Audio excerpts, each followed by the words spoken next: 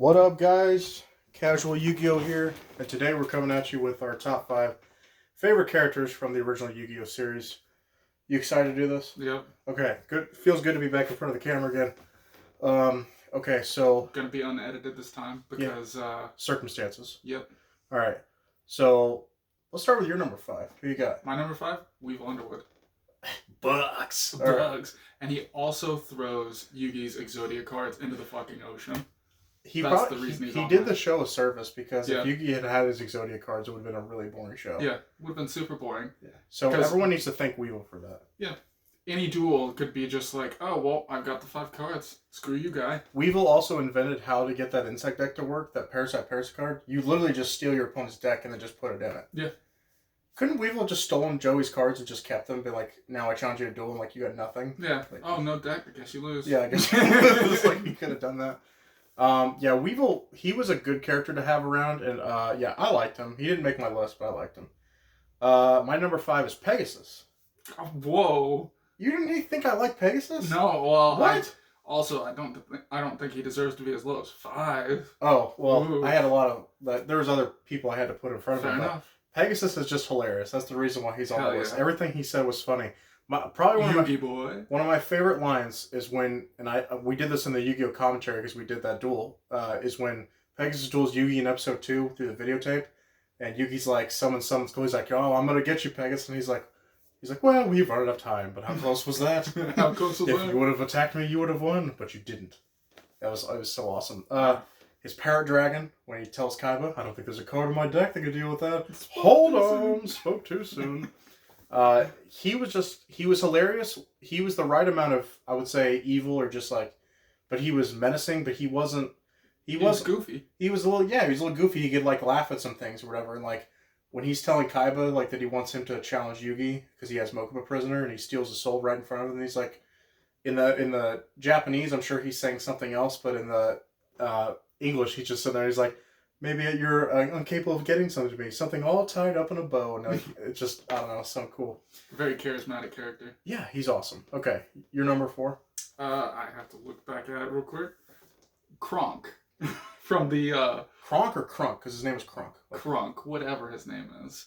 From the Cyberland, the penguin guy.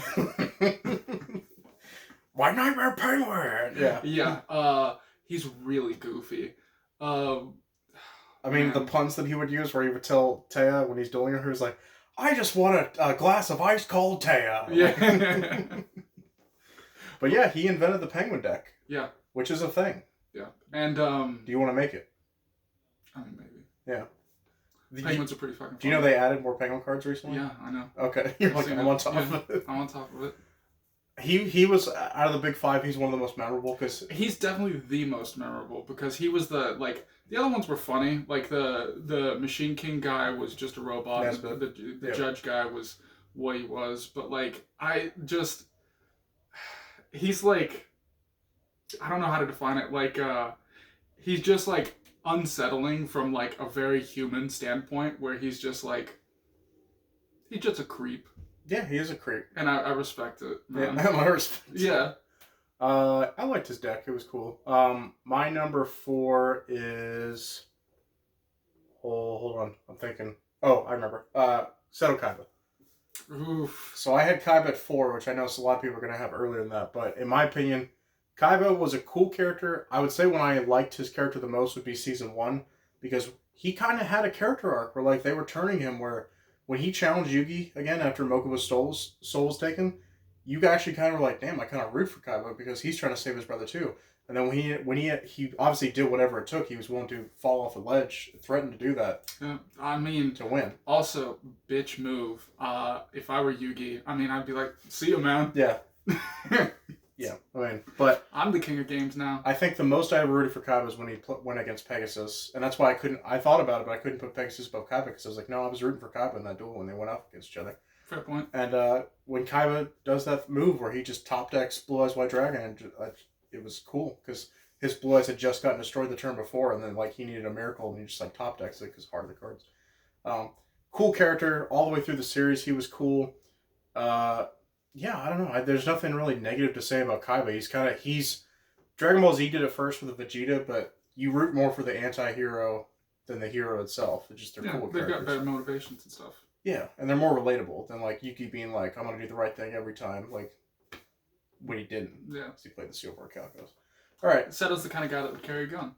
Yeah. I mean, just in case he gets close to losing a duel, be like, no. Alright, your number 3? My number 3 is Pegasus. I mean, in every duel Pegasus was in, I was rooting for Pegasus. He's so stylish and so charismatic. He was the best. Like, I wish there was more of him in the whole Yu-Gi-Oh show. Well, he comes back in season 4. Yeah, but and then he comes back in GX too.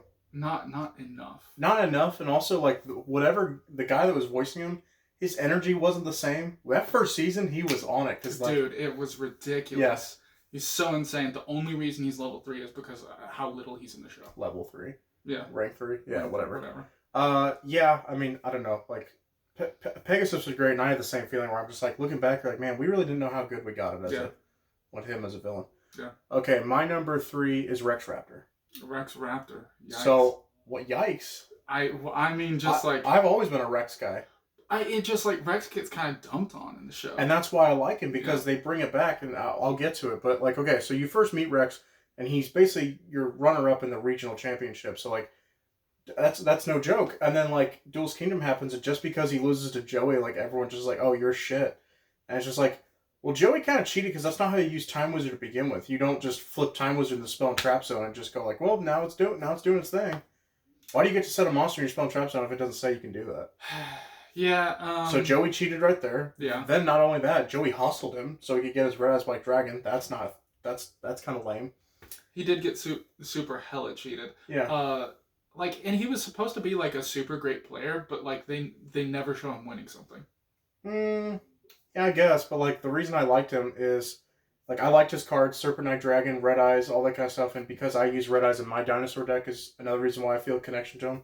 But what I really loved, what really got me to love Rex, and it sucked that they changed his voice a lot because the original voice actor I thought was really good, but the Waking the Dragons arc, like Weevil and Rex came back in the Waking the Dragons arc, and they got the Silver Calculus and started working for them. Yeah. And they only did that for a brief period of time. But what I liked, Weevil was kind of like he was like, hey, you've taken my thunder, but I really felt Rex where he was like, I used to be something. And he's like, and you guys came along and just like it ruined everything. He was like, I want that back.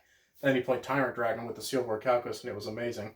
But I always I appreciate that they put that into the arc because I actually felt for him. It's like everyone just forgot about Weevil and Rex, and like Weevil was willing to cheat. Rex never cheated anybody. Yeah. Rex was just like, yeah, I mean, I'm friends with Weevil, I guess, because everyone else is just kind of like left and didn't care. But like the only thing you could say negative of Rex is like what he tried to like hook up with Mai, and then Mai like obviously. I mean, what's wrong with that? Yeah, he had good taste.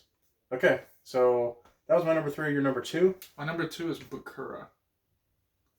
The like iconic villain of the entire show. The most evil of all evils. He was absolutely rad to the extreme, man. Yeah, I want to say something real quick. So we're doing this video kind of as a nod to the Underground Yu-Gi-Oh guys. Check out their channel. They have a lot of cool deck Yu-Gi-Oh ideas, and that's where I've been since I saw their video years ago. I've wanted to do this for our channel. I just like making lists. Oh no, but what kills me, they didn't have Bakura on their favorites. So I'm like, how? Like, yeah, dude, he's the best. He's also British. I mean, come on. Granted, they did the whole Yu-Gi-Oh arc like through Zexal. They were like doing all the characters, but yeah, Bakura just. Dude, if we did all of Yu-Gi-Oh, Bakura would probably still be either my number 2 or my number 1. Yeah. Like it's insane. He's a character that I always rooted for as well, and I just was like, and Destiny board, oof, dude, like everything Bakura did. He also cheated at one point where like they were like in a duel in a cemetery or some shit like that, and he just throws away all his cards. That's like, but fuck it. But it was cool because he was like, you think I care about like losing life points for this? Here you go. There's all my cards. Yeah. I loved all the cards they used. What I loved about Bakura was that he never used like. You could say the Destiny board strategy was like one full strategy of a deck, but he used it like, I like that card right there. I like that card right there. I like that card out. And he would put them into a deck and made it work. And they were always dark, which I loved. Yeah. Obviously, that's my thing. Dark Necrophere and all that stuff. Well, I'm a dark duelist. Like, that's the decks that I play. I mean, my main deck is my dark deck. Yeah. He's definitely a great character. My number 2 is Merrick. And it's Yami Merrick, basically. And it's not even... A lot of people put him on there because obviously he's evil and that kind of stuff. For me, it's his cards. Like once again, stuff we're talking about. Dark card right there, dark card right there. I loved his strategies. He did a lot of like burning on life points, which was cool. A very respectable choice. Things that Merrick used: Egyptian God Slime. Yeah. Used Revival Jam because he used it himself. He used Mass Beast Asgardius himself against Mai. I love those kind of strategies. Lava Golem, like they're even making new cards based on the cool shit he did. Yeah, because Merrick was an awesome character. And then the Wing Dragon Ross stuff, the point-to-point transfer, we wouldn't have known about that without Merrick. He pulled that whole thing off. How he just toyed with Mai in their duel. I love that. Probably, weird thing here. Ra is probably my least favorite Egyptian god. That's fair, and I actually kind of agree with you. But they're still all, like, I think they're all cool. I just wish they'd give some support to Slifer, because Slifer's the fucking coolest. Well, maybe they will someday. We'll see what happens. So yeah, Merrick, it's mainly for the cards that he was playing, and obviously I liked his character, and I like how we thought he was evil, and then, like, he did, when Odeon, like, did his coma thing, and then, like, the real Yami Merrick comes out, and that was cool. And then, obviously, when he goes to, like, the Millennium Rod really has a knife in it. Yeah. And so, like, when he was standing over to Odeon's bed, he was really going to stab him, and then, yeah. Of course, four kids, yeah. Yeah, censor that. He's a great character, and like I said, every duel that he was in lived up to the hype, I feel like. Yeah. Like, that final, the Battle City final, it lived up to it, because that was a 5-part episode, that was a 5-part duel. Yeah, that shit was insane. Yeah. Okay, you're number 1. It's weird that you mentioned Merrick. My number 1 is Strings. I understand. Yeah, so tell the people why. We all know. I mean, Revival Jam and the slimy bullshit where everything just coming back. Humanoid Worm Drake. Oh, Humanoid Worm Drake. Yeah. With Slifer and all that stuff, man. That shit was... My Jam Breeding Machine. Jam Defender. The best 5-card combo ever. Slifer, Jam Breeding Machine. Or no, he got rid of Jam Breeding Machine. It was Slifer, why can't I think of it? Jam Defender, Revival Jam, the spell card that says, like, Return from the Doomed Realm. Infinite cards. Infinite cards, and then the spell card I'm thinking of, which is banned. It says, like, if a monster special from the graveyard, draw a card. Yeah. And so Revival Jam would just come back and you draw. Yeah. Dude, so cool. I like the sliminess, the goofiness, the blank stare and everything. I like me and Brendan used to always talk about it, where, like, he's just sitting there and, like, Merrick would just go in his head and go, "Awaken, my mind slave." Awaken, mind slave. Shit, this is so funny. The fact that he was like an envoy of greater things to come. Strings was really, really awesome. What I loved is that it was a cool concept of, like, because at first you're like, well, Merrick's never going to trust any of these, like, henchmen with, like, an Egyptian god. Surely wouldn't. Yeah. And that kind of throw you for a curveball, and they're like, no, one of his henchmen is actually out there with a god card. And when you see the henchman, you're like, oh, that kind of makes sense, because it's a brainless dude that he just was easily able to take over. Really just an extension of himself. Yeah. And yeah, that was so cool. It's weird that I play Strings above Merrick, though. No, I get it. Because Strings played Slifer. Merrick never played Slifer, but Strings played him. And Strings, my favorite Egyptian god. And Strings played more slime cards, and that's your thing. Yeah. And whenever those cards come out, will you give the people a deck profile? Oof. Dude, I'm trying to make the slimiest deck you can possibly make. It's gonna be so cool. Okay, my number 1 character, Bakura. You already said him. Bakura was just the best. He was exactly what you're looking for out of a villain. He was relevant in all but the 3rd season of Yugioh, I believe. What they consider the 3rd season, I guess the 4th season, the Waking the Dragon season. He wasn't in there. But other than that, he was in every season. And Bakura was the best because he was always relevant. And he was always find a way to stick around. And the entire time when they were doing the Battle City arc and they were like, actually, Merrick's the big bad guy, I was like, nope.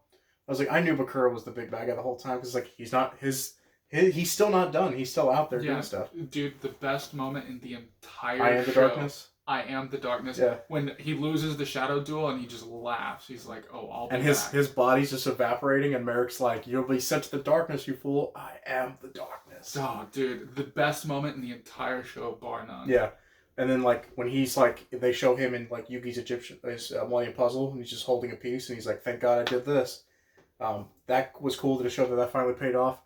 I just, once again, his cards. I loved Puppet Master. Like, like, he'd use stuff like that. I loved all his different strategies that he would use.